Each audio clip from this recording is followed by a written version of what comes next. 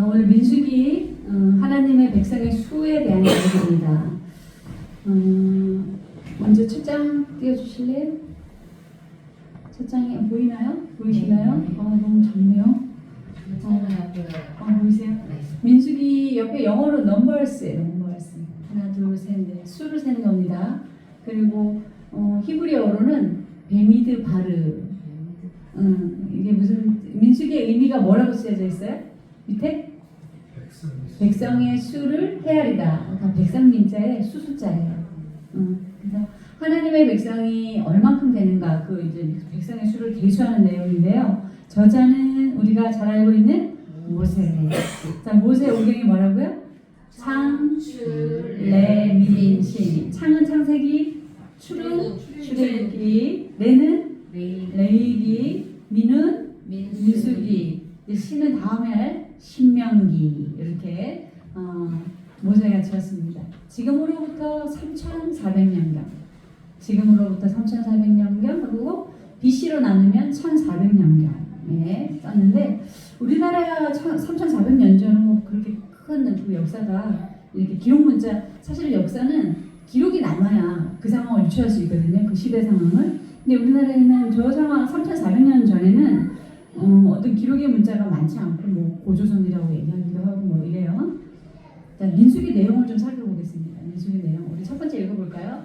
시작. 첫 번째 인구 조사 및 편성 방법. 시내산에서 20세 이상 전쟁에서 가능한 사람 60만 3,550명. 여기서 60만 3,550명이라는 숫자는 20세 이상 전쟁할 수 있는 남자예요. 그러면은 20세 이상이면 20세 아래로도 남자들이 많이 있겠죠. 그러니까 인구수가 60만 3,550명은 20세 이상에서 전쟁에 가능한, 그러니까 노인은 빠지고 그런 사람들 수가 그 정도 수고요. 레인이라고 이제 우리가 지난번에 레위기사라고 배웠어요. 레위기. 이 레위는 오늘날로 말하자면 그 밑에 뭐 나시린도 있지만 레위인이나 나시린은 오늘날로 말하면 하나님 앞에 살아가겠다고 서운한 사람들, 하나님께 맹세한 사람들, 그러니까 이제 그리스도인을 얘기하는 거죠. 그리고 나시린은 들어보신 적 있을 거예요. 나시린이라는, 혹시 삼손 들어보셨어요? 삼손? 네. 삼손과 드릴라라는 영화도 있었잖아요. 그 삼손이 나시린인데, 사실은 하나님께서 삼손을 그 삼손의 엄마의 복 중에 일부러 임신을 하게 해서 이스라엘 백성을 구원하려고 그 잉태하게 하셨어요. 그게 나시린이에요. 그런데 이 삼손이 얼마나 타락했냐면 가는 데마다 뭐 여자 문제, 전쟁하고 막 이랬지만 결국은 나중에 봤을 때 그런 여성 문제를 통해서 그 나라를 징계하기 위한, 그러니까 이 삼손의 그 성품을 사용하시면서 주변 나라 국가들을 이렇게 징계하신 그 사람이 삼손이고, 그다음 성막과 제단 봉헌식, 시내산 아래서 성막과 제단을 만들고 12지파가 똑같이 예물을 드립니다. 이제 이 민수기에서는 어떤 내용이냐면 성막과 제단의 봉헌, 그러니까 예배 드리는 그 내용들이 쭉 기술되어져 있어요. 어떻게 예배하고, 그리고 12지파, 우리가 12지파 뭐 요셉 지파 있고 베냐민 지파 있고 또 단 지파 12지파가 있어요. 근데 그 12지파들이 지파별로 나와서 하나님 앞에 제사를 하는데 엄청나게 많은 예물, 엄청나게 많은 제물, 뭐 한두 사람이 예배를 드리는 게 아니라 지파별로 예배를 드리니까 엄청난 거죠. 그 수가. 그렇게 예배를 하나님 앞에 드렸어요. 그리고 이제 광야예요. 사실은 이 민수기의 내용이 광야에서 이 이스라엘 백성들을 향한 하나님의 내용, 그러니까 광야에서 함께 하신 하나님과의 그 이야기예요. 그래서 계속해서 광야를 이렇게 건너갔던 이야기들이고, 광야가 너무 있으니까 사람들이 어떻겠어요? 백성의 원망과 불평. 그러니까 광야 생활이 너무 어려운 거죠. 우리가 아무리 잘 살아도 그 생활이 계속 똑같은 생활이면 지루하고 막 힘들잖아요. 근데 광야라고 생각해 보세요. 광야는 낮에는 뜨겁고 밤에는 춥고 40년을 버텨야 됐어요. 그러니까 얼마나 힘들었겠어요? 그러니까 광야 생활에 어려움이 있었죠. 다음 가데스 바네아도 이제 광야예요. 광야가 여러 광야가 나오는데 그 광야에서도 하나님께서 이제 적과 꿀이 흐르는 땅으로 12명의 정탐꾼을 보내요. 그 적과꿀이 흐르는 땅이 어디냐면 성경에서 말하는 가나안 땅이에요. 그러니까 지금의 가나안 땅이 어디냐면 전쟁하고 있는 나라예요. 그 당시 하나님께서 적과꿀이 흐르는 땅을 그 당시로 그 가나안 땅이 지금, 그러니까 이게 하나님이 아무리 좋은 땅을 주고 우리에게 좋은 집을 주고 뭐 좋은 많은 재물을 줘도 그걸 사용하는 사람이 문제가 많으면 하나님의 의도대로 사용되지 않는다는 거예요. 그 땅이 참 하나님께서 이스라엘 백성들이나 뭐 하나님이 임재하셨던 땅인데 그 하나님의 임재가 떠나니까 저렇게 계속 전쟁만 하는 거예요. 그래서 성경에 이런 말씀이 있어요. 막 열심히 기도하고 열심히 하나님 앞에 살아서 막 우리 몸이 깨끗해졌는데 우리가 그 관리를 제대로 계속 안 하는 거예요. 하나님 계속 붙잡혀서 하나님 앞에 살아야 되는데 이제 중간중간 타락하는 거죠. 그러면 7 귀신이 들어온다는 얘기가 있어요. 그러니까 막 배가 되는 귀신들이 들어와서 이 예전에 좋았던 그걸 싹 그냥 황폐하게 만들어 버린다는 하나님의 말씀이 있어요. 그러니까 사실 지금 그 전쟁하는 땅들이 그런 형태거든요. 적과꿀이 흐르는 땅으로 12명 정탐꾼을 보냈는데 하나님께서는 분명히 그 땅을 너희들에게 줄 거야, 줬어 라고 완료를 시켰어요. 줬다는 건 완료예요. 마친 거예요. 하나님 줬다고 했는데 이 12명이 갔다가 돌아와서 10명, 그 중에 10명은 아니야, 그 땅은 우리가 살 땅이 못 돼.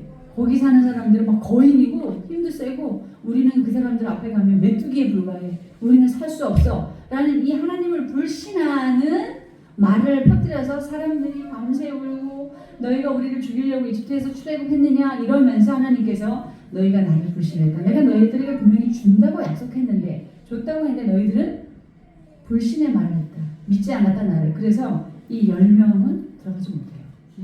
2명만 들어가요. 알아두세요. 여호수아와 갈렙만 들어가요. 여호수아와 갈렙. 그래서 우리가 하나님께서 우리에게 약속하셨다 그러면 그 믿는 게 중요해요. 약속하셨다. 믿는 게 중요하고 하나님 우리 아버지다. 그럼 우리 믿는 게 중요하죠.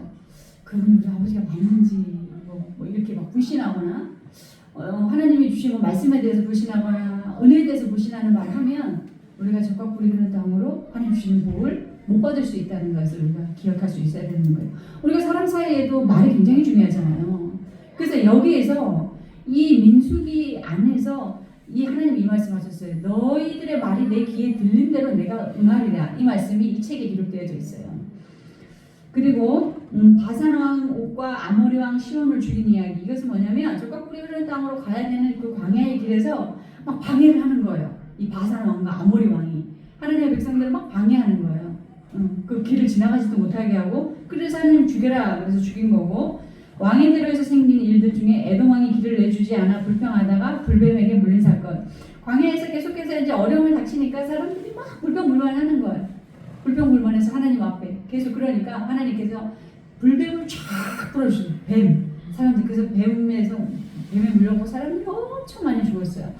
사실 그 당시 지금으로 제가 그때 어디로 200만 정도 사는 그 도시가 한꺼번에 출애굽했다고 생각해 보세요. 그러면 만약에 그 도시가 만약에 지금 인천이라고 치면 인천에서 사람들이 하루에 얼마나 태어나고 얼마나 많이 죽을까요? 그죠? 마찬가지예요. 출애굽한 백성들도 태어나는 수도 많았지만 죽는 수도 부지기수로 많았어요. 그러니까 매일 장례해야 되겠죠. 또 매일 사람들 태어나죠. 그런데 그 광야예요. 그러니까 얼마나 사람들의 불평불만이 많았겠어요. 그러다 보니까 하나님이 그 불뱀을 보내서 사람들에게 또 그런 물리게 해서 죽게 하는 그런 사건도 일어나고 고란, 다단, 아비람 250명이 반란을 일으켜요. 모세한테 너만 하나님의 은혜를 받았니? 우리도 하나님의 은혜를 받은 사람이야? 이러면서 말하자면 여기 앞에 세운 목사한테 찾아와가지고 이제 막 성도들이 막 대항한 거예요. 그래서 하나님께서 내가 세운 종에게 대항한다. 그건 곧 나에게 대항한다. 라는 것을 하나님 받아들이고 그 대항하는 사람들이 서 있는 그 자리 땅을 쫙 가르셨어요. 말하자면 이제 지진 난 거죠. 딱 가르쳐서 그 사람들이 그 땅으로 다 그냥 떨어져 죽게 250명이나 죽었고 그 사람들의 가족 그 사람들의 그 친척들까지 다 죽는 그런 일이 일어났어요. 근데 모세가 제가 말씀드렸는데 세상에서 제일 온유한 사람이 모세라고 그랬잖아요. 성경에 기록되어 있다고 그랬잖아요. 그런데 모세도 화를 내는 순간이 있었어요. 하도 사람들이 불평불만하니까 그걸 늘어주다가 이제 못 참아서 혈기를 부렸어요. 혈기를 부렸는데 하나님께서 모세가 딱 한 번 그 혈기 부렸다는 그 이유로 모세도 적과 꿀이 흐른 땅으로 못 들어가요. 너무 안타깝죠. 여기 서서 그 200만이나 되는 사람들 이끌어가는 영도자였는데 딱 한 번 허락을 달고 하나님께서 못 들어가게 하셨어요. 모세로. 그러니까 우리가 하나님 앞에 성을 내는 게 하나님의 의를 이루지 못한다는 성경의 말씀이 있어요. 우리가 막 화내는 거 습관적으로 화내시는 분들이 있잖아요. 말로 막 거칠게 하고. 그런데 그게 그냥 지나가고 마는 게 아니라 하나님 다 기억하신다는 거예요. 그리고 결코 그게 내가 화를 내고 뭐 이렇게 거친 말하고 이렇게 좋지 않은 말 하는 게 결코 다 사라지지 않고 내가 듣고 또 주변 사람이 듣고 그래서 결코 좋지 않다는 거죠.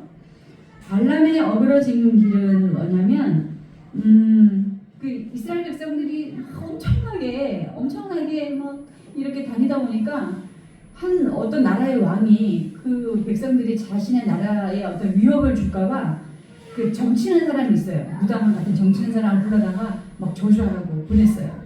그래서 그 사람이 이제 저주하려고 그러려고 했지만 하나님께서 그 사람에게 임해서 너 저주하지 마.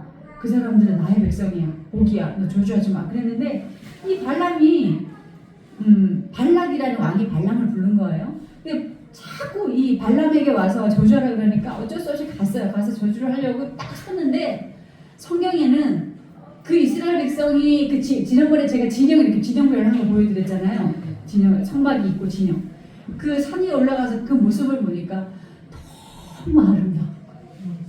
차마 저주를 못해요. 그래서 이 사람이 저주하라고 불렀는데 4번이나 축복을 하고 돌아가는 일이 있어요. 그 사건을 얘기하는 거고요. 다음.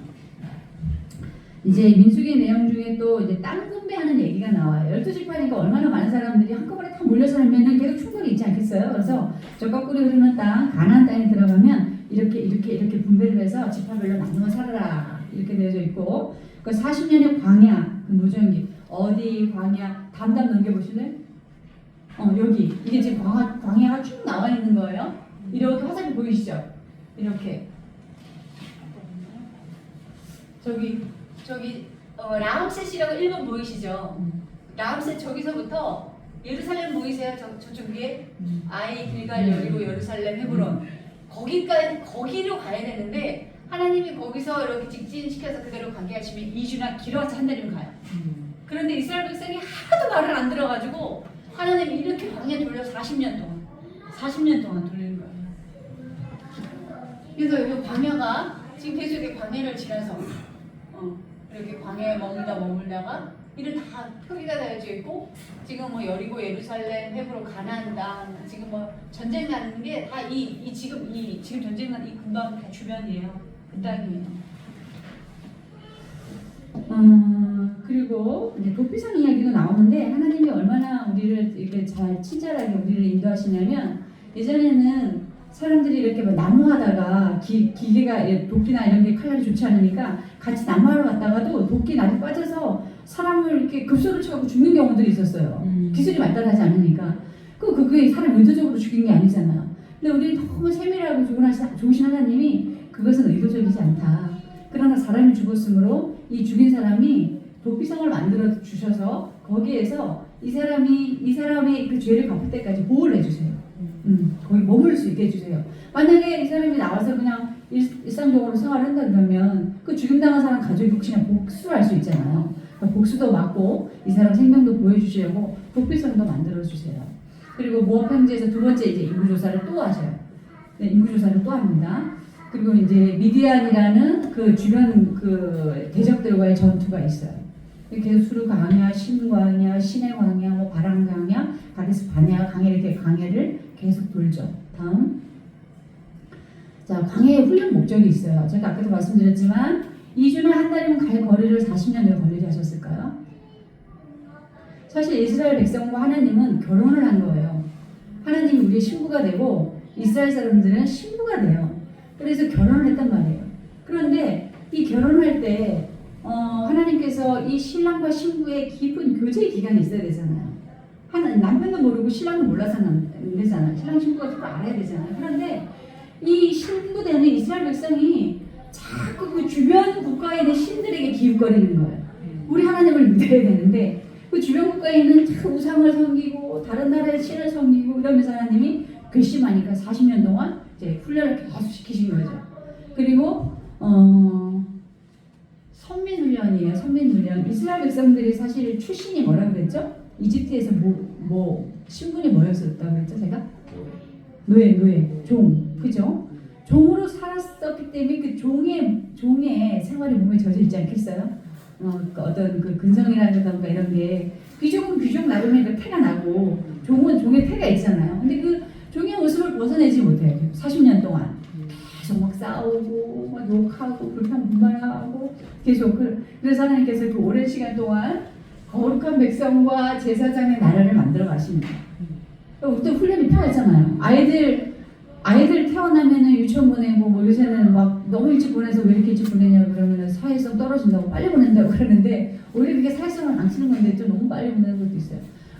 초등학교, 중학교, 고등학교 이게 다 훈련이잖아요. 그렇게 훈련을 받아야 대학교 갈 수 있고 이제 대학교 졸업하고 대학교 안 갈 수도 있지만 고등학교까지는 의무교육이에요. 왜냐하면 고등학교까지는 교육을 받아야 사회에 나가서 문제가 없기 때문에 우리나라에서 정해놓은 제도죠.